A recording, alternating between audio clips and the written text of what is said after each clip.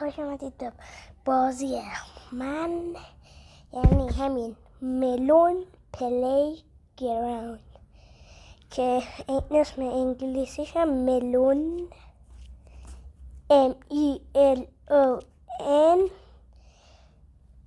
PLAY گراوند. ببخشید اینش رو نذاشتم. حالا امروز قراره یک چالشی بدیم. شما برید تو این مپ ها، بعد ببخشید یه خورده چالش مجدد و شما میرید تو بازی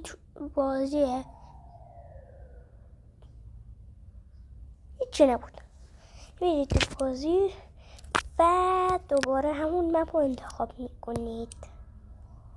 بعد رفتید داخلش، میبینید یه جای برفیست.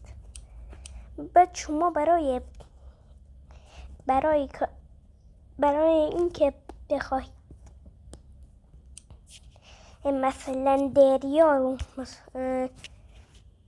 یعنی کلا بدون سوزن دادن به آدم، خب بدون سوزن دادن به آدم رو تبدیل به همون چیزی که خواستید بکنید. حالا من اینو نمیخوام چون اثر روش نمیذاره، اینو میارم که زامبی میشه. بعد میبینید که مثلا الان نمیخوام بزنم، بدون اینکه بزنم میخوام بزنمش. حالا میرید و این واترگان رو انتخاب میکنید، سوزن رو داخلش فرو میکنید و تمام. این حالا باز میکنید و میریزید روش، همین سادگی. این چالش هم برید لایک سابسکرایب هم یادتون نره.